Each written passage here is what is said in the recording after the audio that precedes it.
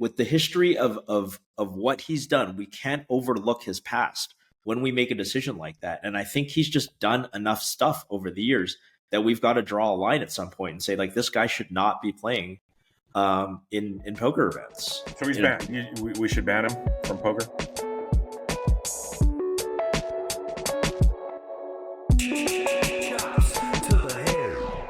Welcome, everybody, to Rat Poker Podcast, episode 166. This is presented by Daniel Negreanu's Masterclass of Poker. I'm your host, A. Schwartz, alongside producer extraordinaire Roscoe P. Coltrane. Hi. Nice to be on your show again.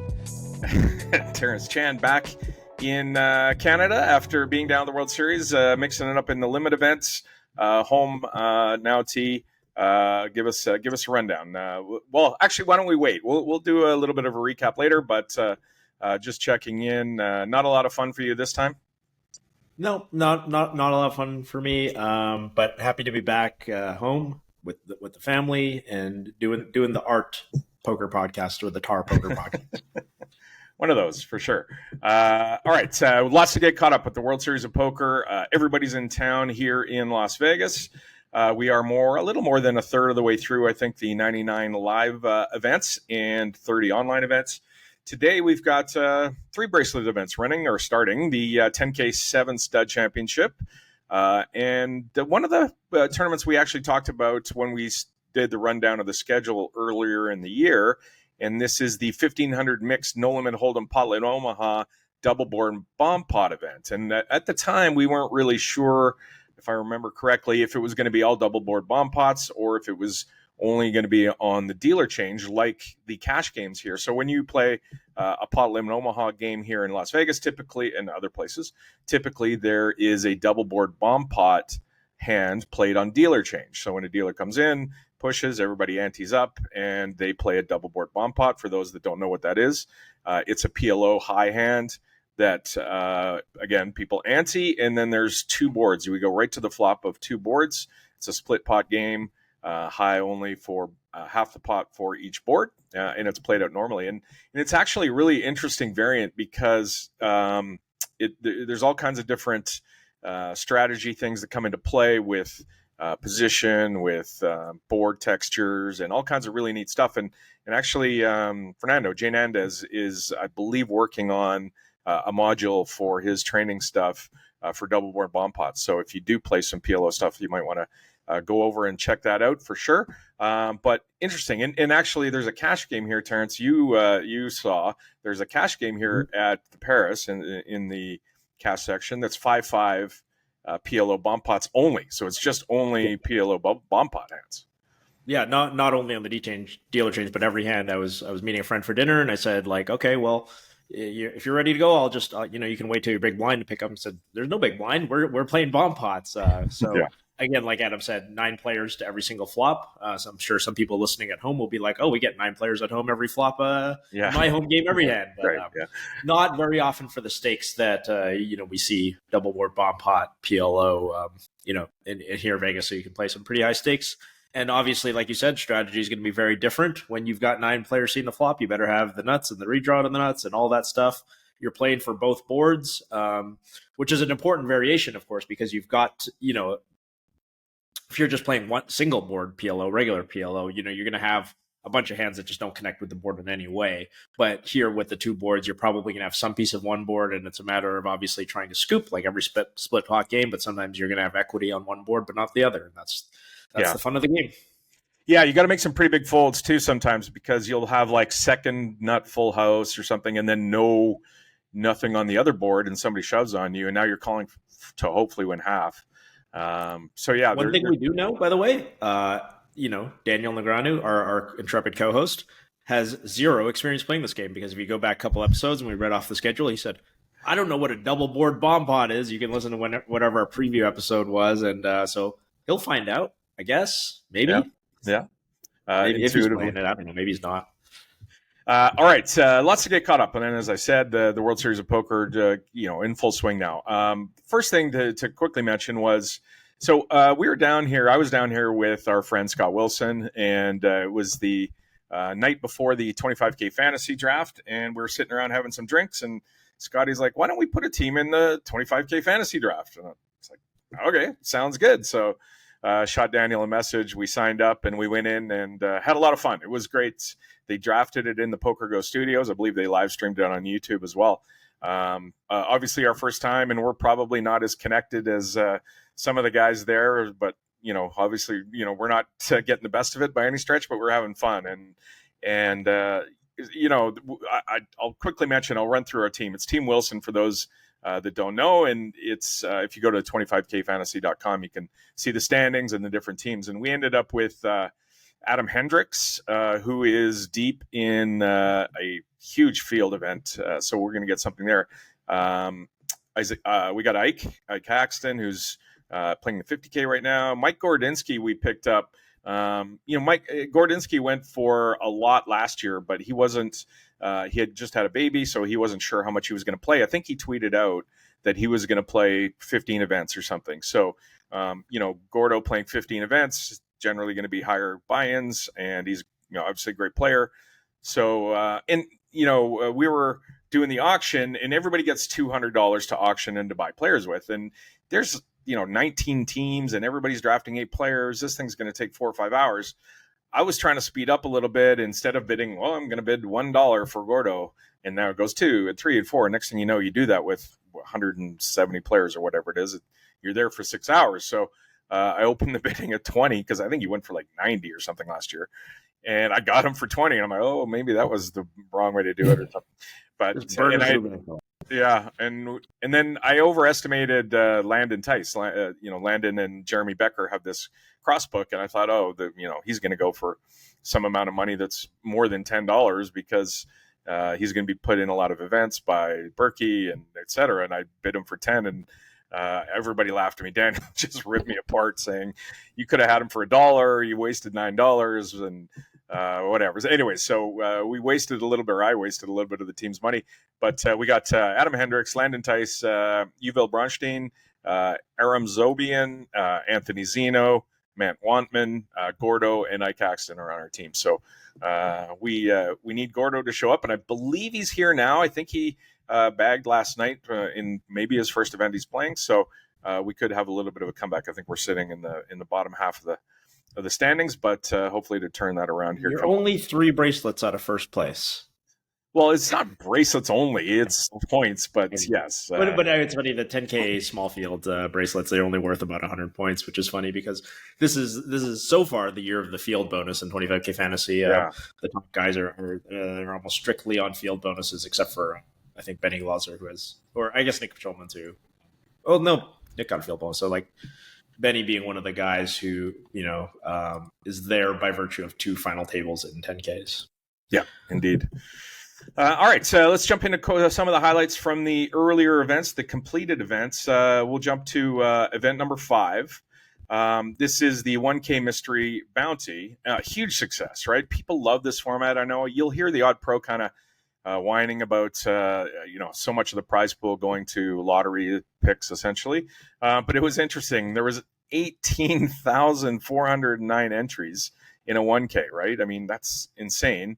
949 bounties, including 2 $1 million bounties and a 500K. And the first one went pretty early. And so what happens is Jeff Platt's up on a stage with a chest. If you're getting a bounty, you're pulling a bounty, you come up, you open the chest, and you pull an envelope. And, I think most of them are 1K bounties, but obviously there's the big ones in there. So Ukrainian poker player Valentin Shabelnik gets called up. He walks up to Jeff Platt, opens up this thing, and he pulls out a bounty and gets the $1 million bounty. And there's, I think back to Matt Glantz, hands in the air, went crazy, people celebrating. And Valentin just kind of barely cracked a smile. He's just like, didn't miss a big blind, just kind of went back to the table before he got his blind. He's like, I got to get back to the table. It's my big blind. You're like, dude, you just won. Eastern European stoicism in full effect there on that one. Then stole Platt's cell phone by accident. That was amazing. That was just awesome. But I mean, there's $1 million up top in this tournament, and he just basically won the tournament. And dude is just like, awesome. I'm heading back. I don't know. Maybe it's for the love of the game. Maybe he wanted the bracelet more than the $1 million. Who knows? Indeed, could have been.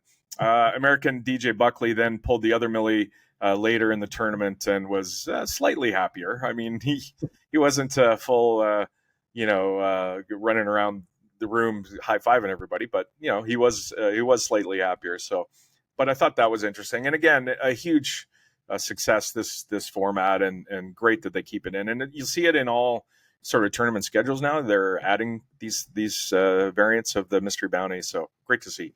No doubt it's a big part of the future of the game. I won't say the future, but there's no doubt that it is very recreational player friendly, and anything that's rec player friendly is generally going to be good for the game. So I'm all about mystery bounties. It reminds me of an old Ben Wilanowski tweet. It's like, let's make everything mystery bounty. Let's have Badoogie mystery bounty. Let's have Big O mystery bounty. Let's just have 9-game mix mystery bounty. Everything's mystery bounty. Let's do it. Let's go. I mean, PLO mystery bounty is already wild enough because equities run so close that if you have a mystery bounty in PLO, people are just going to attack that all-in player, and that all-in player is going to get like a chance at a 7x. Right. All right. So jumping to event 7, the $1,500 dealer's choice. John Hennigan, Johnny World, becomes just the 9th player to have 7 or more bracelets. Winning his bracelet. I think first one in quite some time. I didn't quite look to see when his last one was, but I don't believe he's won in a while. Event 10 was the 10K Omaha 8 or better. And Scott Seiver wins his 5th bracelet and does an interview after saying that the only reason he's at the World Series of Poker is to improve his resume for the Poker Hall of Fame. He plays nosebleed cash games, and it's really become important to him to put a bid forward for nomination and entry into the Poker Hall of Fame. He's 39, he turns 40 next year. We all know there's a big backlog of players to go into the Poker Hall of Fame, and not just players. We often talk about Isai Scheinberg and Matt Savage being builders of the game that deserve to be in the World Series of Poker that haven't gotten in yet. We keep talking about the Poker Hall of Fame and how the criteria and the entry process needs to be changed. I think people are lobbying for 2 a year instead of just 1 a year. But I know, Terrence, you and I have been talking about this for 10 years, and our disdain for or how it's run and how the World Series of Poker who owns the Poker Hall of Fame inducts people, and hopefully we can continue to put the pressure on them to change the format for going in. But Scott Seiver seems like an absolutely worthy choice for the Poker Hall of Fame. I mean, if you look at Brian Rast, who was inducted last year, really similar sort of resumes, played high cash games. I think. Scott even mentioned this, and I had the pleasure of sitting with Scott in day one of the Limit Hold'em, and it is a pleasure always. I love talking to Scott. He's funny and abrasive and everything, but it's never a boring time when you're at Scott's table. He said, he used Brian as an analogy, as a comparison, high stakes guy for a long time. But you remember, of course, the year that he got in, he also very much focused on the World Series of Poker, gathering those bracelets because he knows that's what's going to get the media's attention. It doesn't matter how much of a crusher you are in 3,000, 6,000 limit behind closed doors. I mean, it matters to a degree because part of the voting panel is your peers. But Scott obviously making an effort to get himself into the limelight and putting a stamp on it. And by winning the very, very first 10K of the World Series, definitely padded his resume for that, for sure. Jumping to the next event was the $1,500 Badoogie event. And the reason I wanted to quickly talk about this was it was pretty funny. So back before Terrence, you and I started doing this podcast, what is it? It got to be 10 years, 12 years ago, something like that. My old co-host was MJ, Mike Johnson, in Vancouver. We did the podcast over at 2+2, and Mike and I did it for several years before he had some young kids and he wanted to spend some more time with his business and et cetera. So he gave way, and Terrence and I have been doing it since, and Daniel now for 6 years, I guess. But anyway, so MJ is in town and he's playing tournaments. He loves poker tournaments, and he came down, and there's a $1,500 Badoogie. And he's like, I've never really played Badoogie. Why don't I just give it a shot? And I think he called you up. So what MJ says is actually, so he played a bunch of he played the mystery bounty. I think he fired multiple bullets in the mystery bounty. And then what he actually said was, I'm getting a bit tired of playing no limit. And that's music to my ears. Yeah. You guys listen to this podcast know, like, he was getting a bit tired of playing No Limit. It's slow, it's 9-handed, whatever. So it jumped. I think it was Matt Grapenthien, a stalwart in the mixed games for a long time of the World Series, who convinced him to jump into the Badoogie. And he thought about it. The next day, he sent it to our group chat. I was like, okay, here's your Badoogie lesson. Go get him. Start with best 3-card hand. Keep betting until somebody that tells you they have a Badoogie. Chase if the pot is big, fold it if the pot is small. If you have a Badoogie, you charge them until they tell you that they can beat it, and you can decide whether to break or fold. And that's the game. That's the best I can do. And he ends up going on a heater. Just has a bunch on day one. But it was great to see because he really enjoyed playing it. He had a lot of fun. If you've never played draw games, I mean, I think most of us played draw games as kids. We played 5-card draw on the kitchen table with grandpa sort of thing, but you probably never played Badoogie when you were a kid. And so you get to play 6-handed. Of course, the Badoogie event is 6-handed, not crammed into a 10-handed, 9-handed mystery bounty no limit table or the Gladiators of Poker thing. So I think as a bigger guy, he enjoyed that too, and just the extra legroom. And I thought he had a lot of fun. And I think more people should be like MJ. He's as you said, he's the unicorn of the poker world, right? He's the retired businessman who likes to play poker for fun and does not study poker. Right. And that's what we want. We want them playing a wide variety of games. And good to see him go on a little mini run. He didn't make the money, but he ended up catching enough, building enough of the stack to have a good time in it. Well, and the one thing he did do was when he built up a stack, he managed to somehow convince Matt Grapenthien to swap with him. I think he 2%, swapped, got a couple 5%. of percent. Might have been 5. And Matt, of course, goes on to get heads up for the bracelet and ends up finishing second, unfortunately. But great swap by MJ. Unfortunate swap for Grapes, who probably, but whatever. I'm sure he's fine about it. Exactly. All right, moving on. Event 13 was the 10K Dealer's Choice Championship, and I mentioned this one because Robert Mizrachi wins his 5th bracelet, and it's a bit of a trend here, right? So we have Scott Seiver winning his 5th bracelet, Robert Mizrachi winning his 5th, and then in event 26, Nick Schulman takes down the 25K high roller and wins his 5th bracelet. He just won a poker bracelet. Yeah, and it kind of reminds me of the old SNL skit, the 5 Timers Club, when they get the smoking jacket and everything. But yeah, a lot of guys taking down their 5th bracelet. Nick Schulman, fantastic color commentator, keeps him out of the booth a little bit maybe because he's so good at poker and playing a bunch of events. But also taking his 5th down, and not his 5th bracelet, but 11th bracelet. Event number 29 was the 10K Deuce to 7 Triple Draw Championship, which T, I'm sure you played in, and Phil Ivey takes down his 11th bracelet. Back playing all the events. It's great to see Phil Ivey playing in around the World Series. Sometimes he was in cash games. He'd be in Vegas but didn't play, or he didn't come to Vegas. He was in Cabo or wherever he was. But great to see him mixing it up at the World Series of Poker, playing all these events. T, you played that event, right? Not for very long, but the 10K structure is great. If you run badly enough, you're just out of there in a while. And I had Crazy Mike Thorpe on my left, just making 7 after 7 after 7 against me. So I was not long for that tournament. But yeah, great to see Phil Ivey. I mean, what an incredibly stacked final table, final 4 at the end with Ivey. Jason Mercier finishing 3rd, and Benny Glaser was the defending champion of this tournament, finishes 4th in this tournament. I mean, this is, and then you have, this is, I think, the must, obviously I'm biased because I love Triple Draw, but this is, if you're going to watch an event on Poker Go for education and for celebrity, this is the one you want to watch, because if you looked at this incredibly stacked final table, you've got Chris Vitch doing commentary, Philip Sternheimer doing commentary.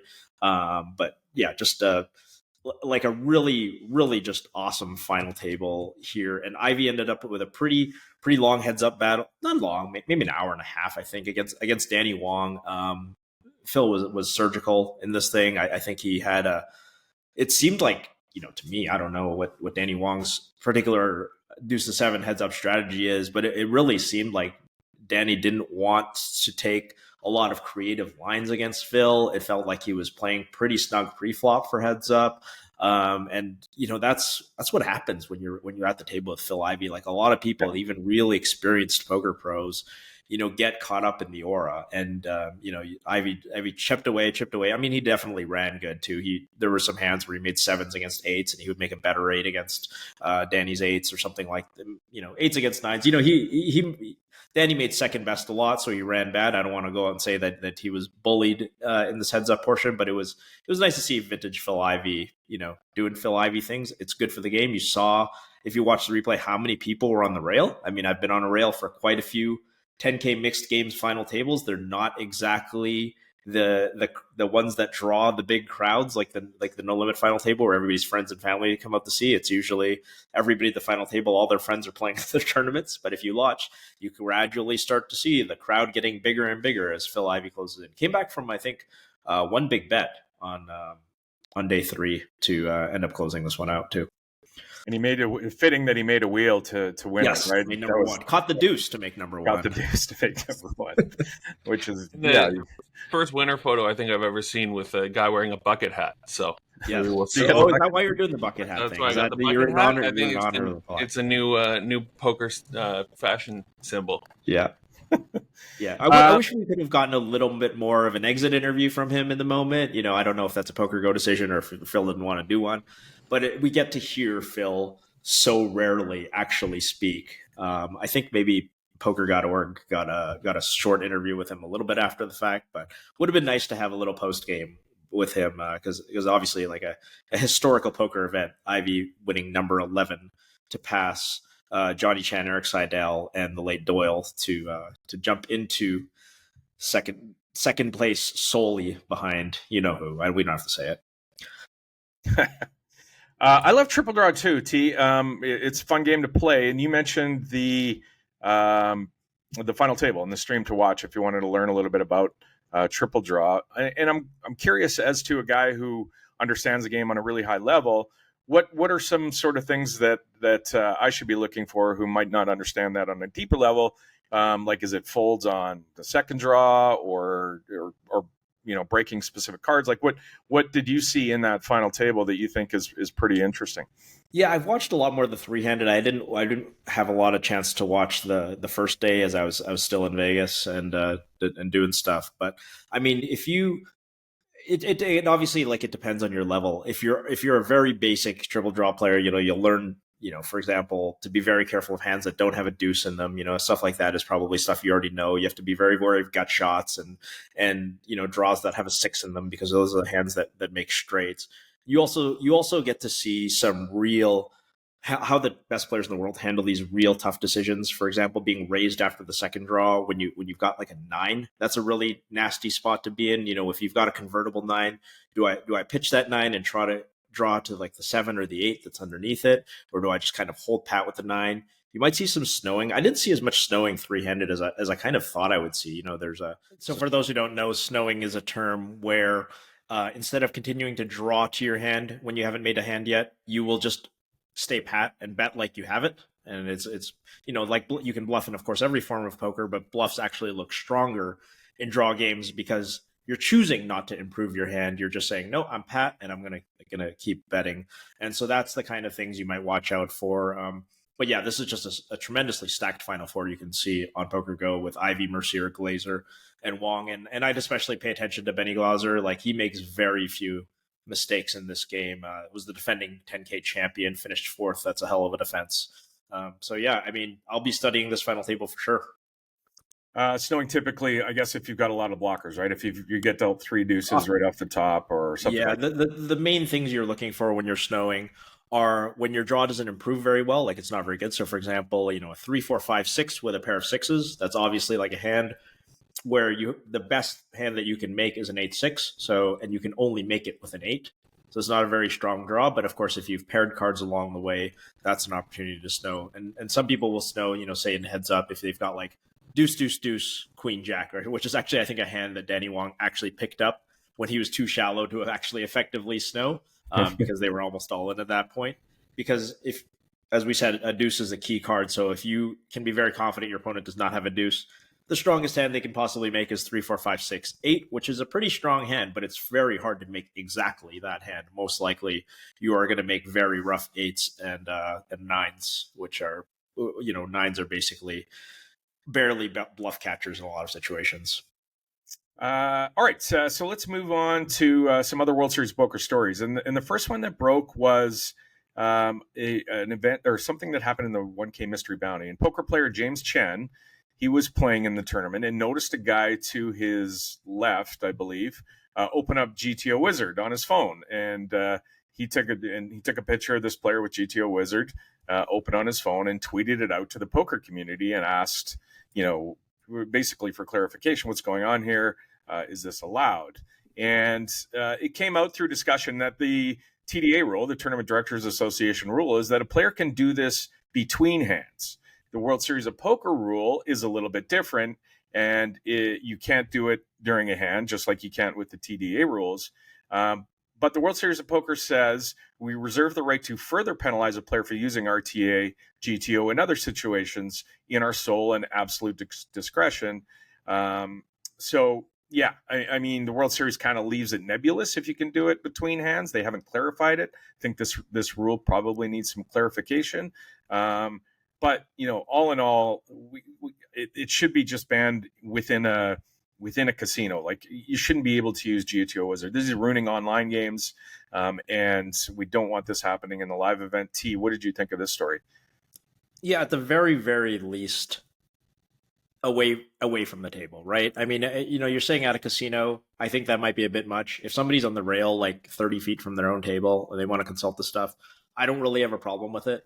But yeah, we need to have a real, I think, zero tolerance crackdown on poker strategy stuff at the table. I mean, we're not talking about a card that says royal flush, straight flush, quads, full house on it. We are talking about very sophisticated stuff that essentially allows you to play very close to perfectly. And for those who want to argue, oh, you're just talking about charts, and in these events it's better to play the player and exploit them than is, that's a completely moot point. I mean, try walking up to a blackjack table with so much as a notepad and a pencil and paper and counting the cards. You will be gone from there so fast it will make your head spin.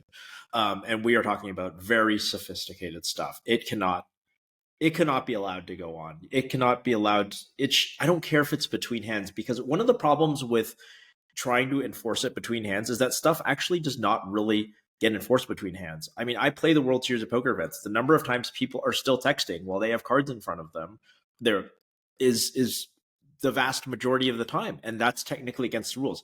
Technically, you can rule a person's hand dead if they're on the phone and they've got 2 cards in front of them.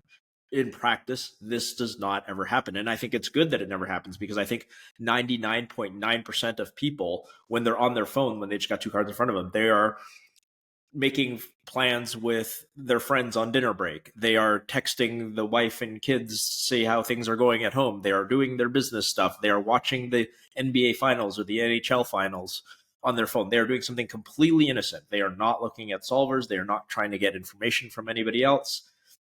And so when you see this as a poker tournament director, you have to say, like, okay, at worst, at least, this is your final warning. If I see you with this software on your phone again, while you have cards, or while I would say at the table, like, this is the thing, I would say at the table, it has to be away from the table. You have to look at this stuff over behind the rail, in my opinion. I do not think it can be allowed to go on at the table anymore.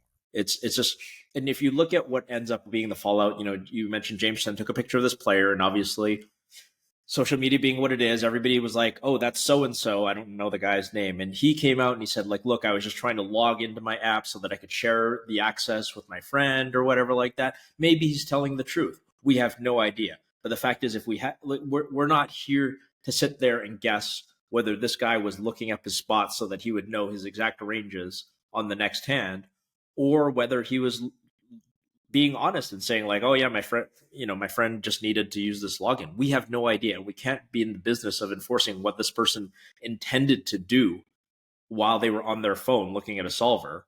We just need to say there is no computer assistance at the table. That's all. Like, it has to be point blank. There is no computer assistance if you're on your phone with software that helps you play poker, that should be at least a 1-round penalty, if not, in my opinion, disqualification.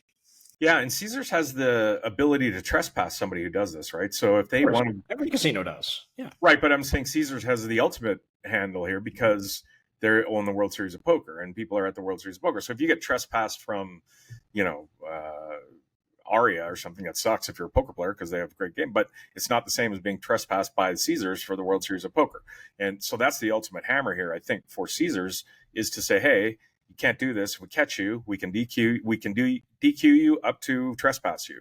So, I think I'm a little bit more extreme than you are. I don't think it should be on the rail. I don't think it should be anywhere near a poker tournament. I think we need to preserve the integrity of the tournaments and keep it to, what makes live poker great and what makes it different from online poker. And that's the ability to, look at these GTO solvers when you're playing online. It comes back to this making a rule that's unenforceable, right? We've had this discussion where, it's somewhat enforceable, but people are going to find a way. I don't know how, but I'm sure somebody using their imagination can figure out a way to input and get data or whatever.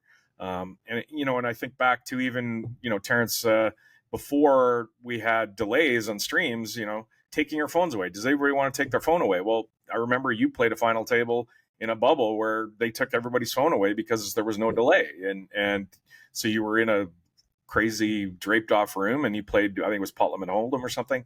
And we can't go back to that. You can't take phones away. Society is at the point where there's no, the horse is out of the This is a discussion that started, right? So Matt Savage was at the front of this discussion. I don't know if you saw this, but he famously ran his tournament where phones were not allowed at the table. If you were on your phone during play, that it was an actual penalty, and he called it the social experiment. And he said the results were great. Players talked to each other. They actually paid attention to the game. It was a tremendous success. As you said, it's not going to happen. I would welcome such a change. I'll be perfectly honest. The arguments against this is, people have businesses to run. They have families. They can't be away from their phones. We're not talking about you have to surrender your phone at the beginning of the tournament and they are going to lock it in a vault 12 feet underground that you will not be able to access until the end of the day. We're just talking about you can't be looking at your phone while you're seated at the table. You have to go over to the rail. If you have a family emergency, if you are running a business or whatever and need to answer some critical emails or take a phone call, you can stand up, walk 15 feet away from the table, do whatever you need to do, and come back to the table. What we're talking about is no phones at the table. And I know that's not a realistic thing for the World Series of Poker, specifically because they have two interests that are very misaligned with this policy. Number one, they want people to play on WSOP.com. Number two, they want people to bet on Caesars Sportsbook, but especially WSOP.com because that's, they run those bracelet events. They have a very strong interest in that. So it won't happen. But I'm just talking about, if we're talking about the ideal perfect world, there are so many people out there who are arguing, oh, you would lose all the recreational. No, you wouldn't, because Matt brings this up, like, you go to a movie, right? You turn your phone off during the movie, right? Well, the movie's 2 hours. It's just sometimes these days, like these big epic movies, they're like 3.5 hours. I watched Oppenheimer. I didn't have my phone on.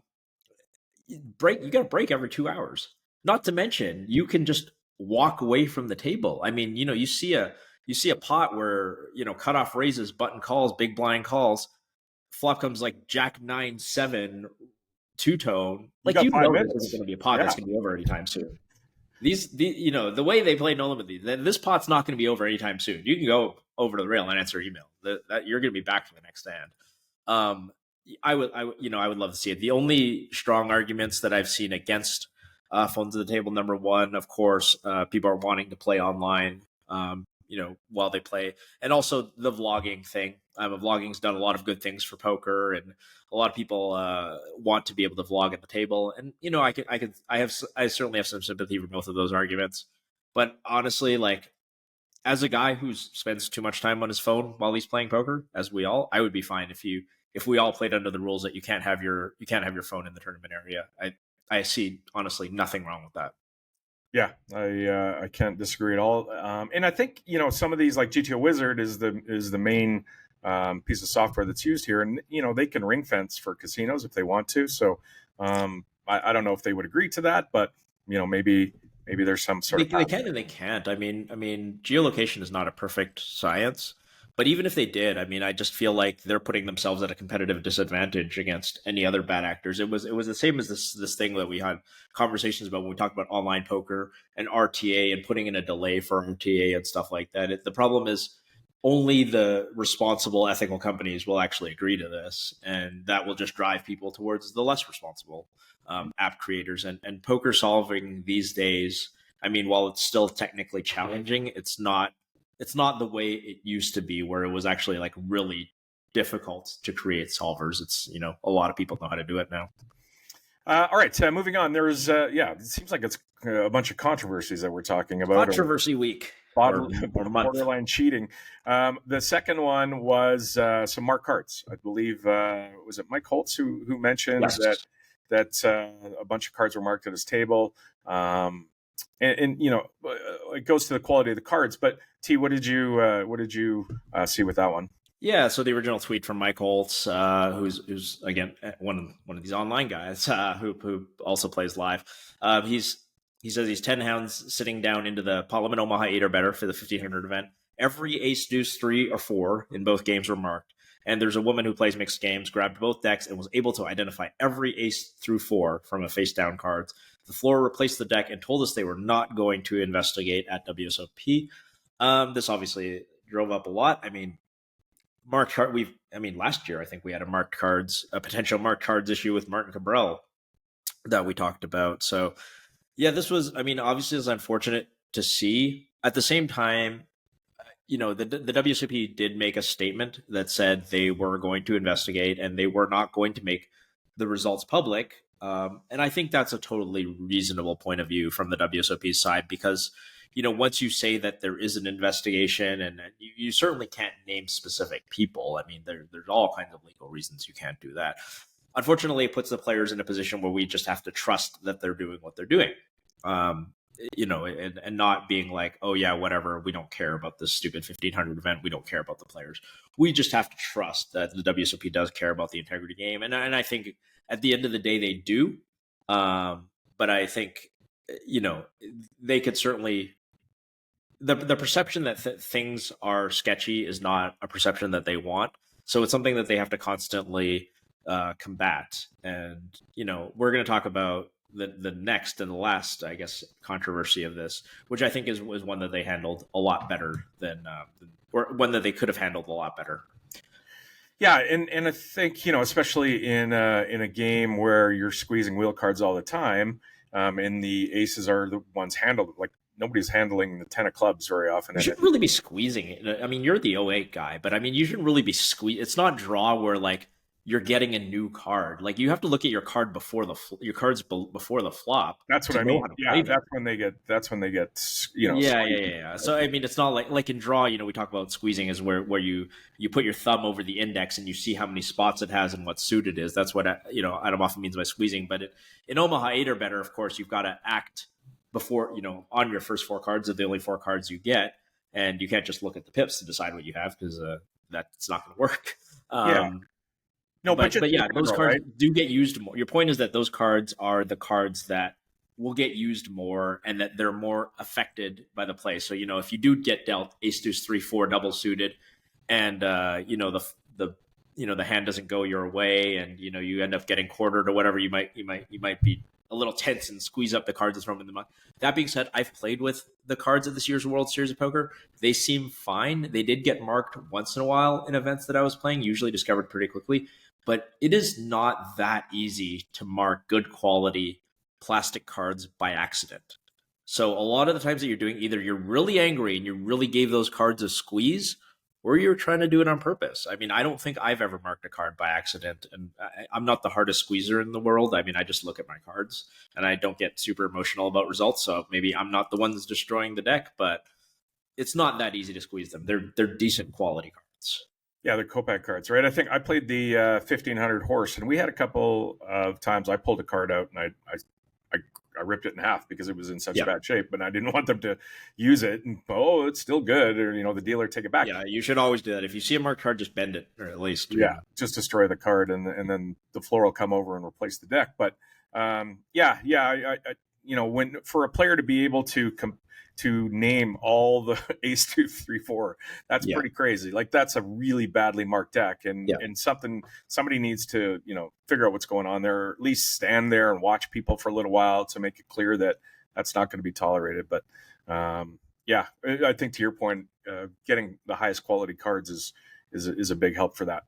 All right, moving on to the final one, and this is a little bit of a throwback. It's like, I was talking to MJ actually earlier today about the show, and he's like, what is, like, Phil Ivey winning bracelets, men getting caught cheating, maybe? Like, what is this, like 1998? Yeah, this podcast could have been done in 2005 of Men the Master cheating and Phil Ivey winning bracelets. So to get to the story, it pains me to say the Master is Nick. Nguyen is playing in, he's deep in the $300 Gladiators of Poker No Limit Hold'em event. And this is a massive field. So we're really deep. I think there's 28 players left at the time. Money's starting to get pretty big. It's a pretty big deal. And the blinds, let's do the hand history here. So the blinds are 500,000, 1 million. Brian Smith shoves with Jack 5 of spades in sort of early middle-ish position. He's got 4.5 big blinds. He's got 4.5 million. Steve Foudy 3 bets to 10 million on the button with the ace king of hearts. Men in the big blind shoves for 25 million with the ace king of diamonds. And so they get the chips in. The board runs out. The 2 ace king hands don't improve, and the 5 comes on the river for Smith to make 2-5. So he's going to triple up again. He started with 4.5 million in this hand. So he's running around celebrating. Seems like a casual player. It's a $300, Gladiators of Poker. I can't imagine he's got a lot of experience playing for this kind of money this deep in an event. He's doing the, run around the room celebrating. Literally has a beer in his hand, and I imagine not his first. Exactly. Yeah, he's having fun, which is exactly what you want to see. What we want. Yep. However, when you're this deep in a tournament and this happens to you, it might be a time to kind of make sure the pot is right, especially if Nguyen is sitting at your table. Now, can we prove that Men cheated all through the years? He certainly angles. I know that. I've seen it firsthand myself, and I think a ton of people have seen Men angling constantly. There's always talk about Men's horses, giving him chips on breaks, pulling them off their stacks, giving it to him, whether that's true. They discovered chips in his hotel room. This isn't talk. Yeah. They discovered chips in his hotel room. Foxwoods kicked him out. Foxwoods banned him for chips in his hotel room. This is not... Whether Men the Master has ever cheated at poker is not a matter of opinion at this point. Okay. It is not. It is not hearsay. It is about as close to fact as we get. And let's not forget the rice cooker in the room too, not just the chips. But anyways, to continue. So there's a video of it. Smith's friends are videotaping this hand, and so again, he's the short stack. Smith's the short stack who triples up. Men has the big stack. He's 25 million, and he starts to pull his chips back, understandably, because he's got everybody covered. So he's not going to lose all his chips. Some of his chips are coming back to him. But what happens is he takes a whole bunch of the chips. We don't know exactly how much. There's no proof. He takes it all back. I'm pretty sure he takes it all back. Well, we don't. I couldn't see how much was in the pot, how much the dealer pulled in. This is a dealer. Well, nobody pulls anything in, right? Because when you have a 3-way all in, you're not pulling chips into the pot, right? So we've got the short stack at risk, which is Brian Smith. He's, we're going to run out the board. We're going to see who wins because you've got this weird situation where 2 guys have the same hand. Let's say a king goes out there. They have to just chop up Brian Smith's stack, give half to Steve, give half to Men. That's easy. No problem, right?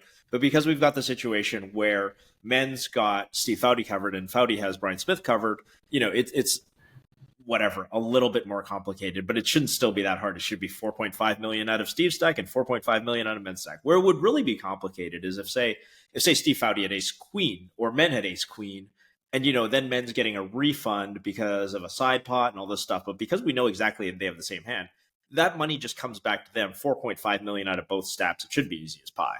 Yeah. Unfortunately, you mentioned he was up and celebrating with the beer in his hand and stuff like that. I think he has every right to do that. I don't think he should be responsible for that. This responsibility falls on the dealer and the floor men who are there. We are, as you said, 28 players left in a tournament that started with like 19,000 people. Just if you're at the final four tables of a tournament if you're at the final four tables of any tournament, we should have floor being very careful. But if you're at a final table of a tournament started with 19,000 people and now is 28 people in it, they should be all over every big confrontation in that. So this is the floor at the World Series. They have a difficult job, but they definitely missed it on this. Well, one. Not only that, so after that they kind of messed it up too. So what happens is Smith comes back to the table, knows he started with 4.5 million, but he's only got, I think he's short 4 million. I think is what happened. I think he only had maybe 10 million or something. Right. Basically, instead of tripling up, he only doubled up. Right. So now they gave him the 4.5 from Steve Foudy's stack, but not the 4.5 from men's stack. Right. Which is what it seems like. We don't know that for sure, but now the floor says, okay, we're going to go to the cameras and we're going to look and we're going to see what happens. So they go to the cameras. I think the hands paused or something. And they come back and say, oh, we're going to give $1 million. And Foudy is like, I gave the 4.5 million. He's like, I did for sure. I know I did. And Men's not saying anything. And comes back and the floor decides that they're going to get that Foudy and Men both have to give $1 million. And meanwhile, Foudy's like, what are you talking about? I've given him 4.5 million. It's somewhere else that he didn't get the 4.5 million from. What are you doing? And, even there's no way that can be correct, right? I mean, it's not he's not short 2 million. He's short 4 million. So I don't know why they ended up giving him $1 million each off of both stacks, which is just a bizarre ruling. And as you said, I mean, I don't know if they actually went to the cameras or if they pretended to go to the cameras. This all happens also during the 3-table redraw, because as you mentioned, 28 players. If we bust one, I think we go to 27. They may not have busted one immediately, which is also adds to the confusion of all this. If you're going to go to the cameras, you should be able to make it right. So either what are the logical possibilities for why this happened, or for what happened? A, they didn't go to the cameras. They just lied with them. Okay, that's a bad look.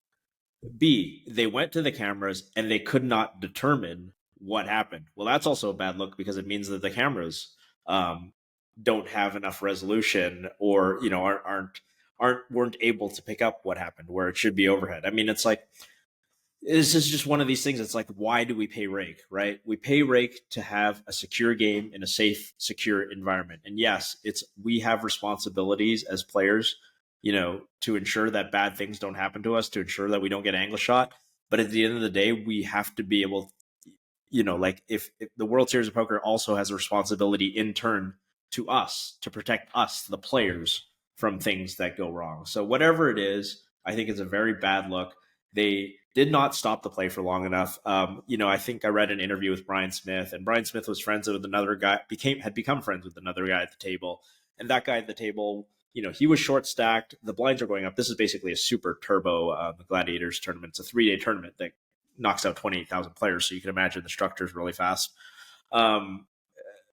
He said like, hey, we can't, because Brian Smith is continuing to argue his case. He's like, I'm short, but they're running the clock.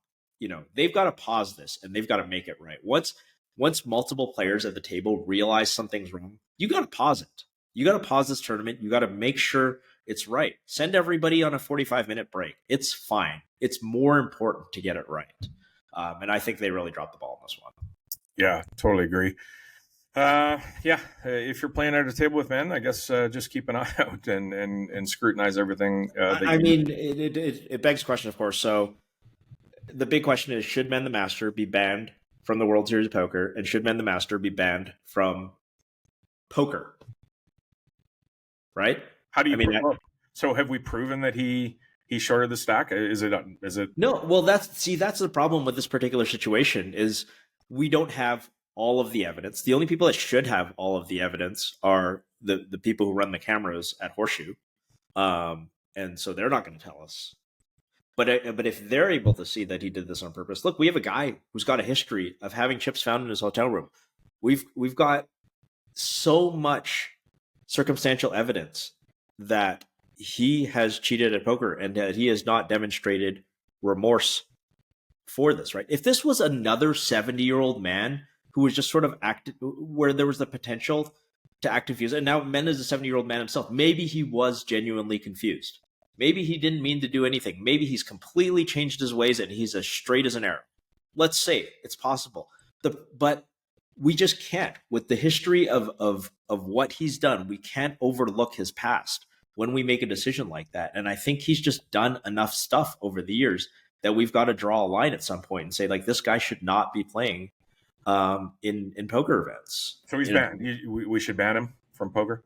In my opinion, I agree. Like, if this was the only thing he'd ever done, then of course not. That would be absurd. He could easily have been confused. This is so there's a lot of gray area in this, but he's done so much over the years. There's been, you said yourself, he's done so much over the years that I think the sum total of his entire poker career, I think it's a bad look to allow him to continue playing in poker tournaments, in my opinion, because the fact is, like, if you're playing, again, blackjack, and they even just think you're a card counter, which, by the way, card counting has been proven multiple times in court to be completely legal and completely allowed, but that the casinos in Nevada are allowed to ask you not to play blackjack if you're caught counting cards at blackjack, or if they suspect. You don't have to actually be counting cards.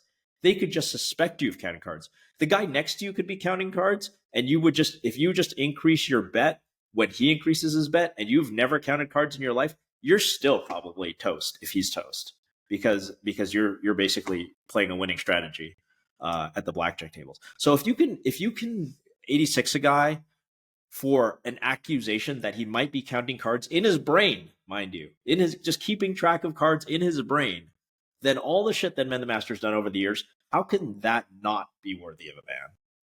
It's an excellent point. Yeah, can't argue with that at all, and we'll see what happens. I can't imagine with the because at the end of the day, this is going to go to their legal department, right? And they're going to go, okay, well, we're going to ban this guy, but can we, or are we going to get sued? All of this stuff. Yeah. Yep. Yeah, because there's not as much precedent. Because I mentioned the blackjack thing. There's obviously precedent about that. There's much less precedent of people being banned from poker tournaments, and I could definitely see men launching a lawsuit in that case.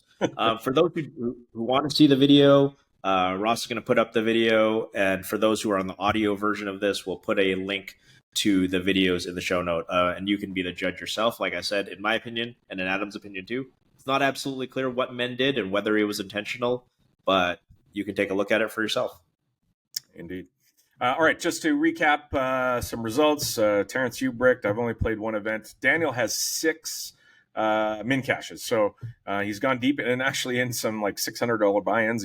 He's playing a bunch of tournaments. The ones he said he wasn't going to play. Yeah, right. Yeah. He does have chips in the 50K though, so that is day 2 starting today. So we'll see how that runs out for him. And the World Series of Poker is it's so much fun to be here during it. It's been a few years since I've spent any significant amount of time here. I got to go to a charity series of poker tournament last night. Somehow or another, they decided I should be bounty, so that was a lot of fun to play in. Joey Ingram and Jungle and a bunch of other people were out there. So a great night of fun for raising money for Cops for Kids, and it's the Las Vegas Metro Police Supervisors Association, I believe it's called, raises money for underprivileged kids to go to school and stuff. And it was actually the officer who invited me was the guy I think I told the story about finding my phone last time I was here. That's what I was going to ask. Yeah, that's an amazing story. It was great. Troyce is awesome, and he hosts this poker tournament. He's a big poker fan. He loves poker. So it was fun to sit at the table and play with him last night and have a couple glasses of wine and enjoy myself. And it was great. So if you're and Matt Stout runs the tournament. So if you're ever in an area where the charity series of poker is hosting an event, live auctions, I bought some Las Vegas Golden Knights hockey seats in the live auction. They're Daniel seats, so which I end up buying when I'm here anyways. But it was great to contribute a little bit. Did you catch anyone using GTO Wizard? Nobody was. It's so funny to go back and play. I bet nobody was even on their phone in that tournament, to be honest. Very few people. It was all a very social event. Everybody had drinks, but it's funny to go back and play poker with people who don't know how to play poker. They don't know to put a blind out. They don't know. So they'll just call off with the old 3-6 off. You raise, shove with ace, king of hearts or something, and it doesn't matter. You're going to get beat by the 3-6 occasionally, and the smile in their faces. It's such a different environment, a lot of fun to go play in. So if you get a chance to do that and raise some money for a great cause, check out the Charity Series of Poker and Matt Stout's Twitter handle. He's got a lot of information there on it.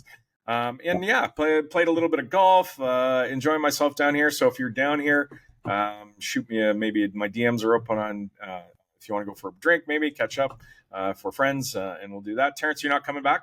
I am coming back next Wednesday. First of all, impressed you played golf in the 113 It was nuts. It was degree 42 degrees yesterday. I didn't even want to walk into my car. So I'm actually, usually you're impressed with my physical endurance, but I'm props to you for playing golf in that heat. I would have died. I don't even want to walk through the parking lot and that thing. But I will be there actually next Wednesday. I'm going to play the last triple draw event and like hopefully get off to Snide for once, and we'll see. Awesome. All right. Thanks to you out there for getting together and listening to our fine podcast. Thanks to you guys for doing this, finding some time so we can squeeze it in during the World Series of Poker, and we will talk to you soon.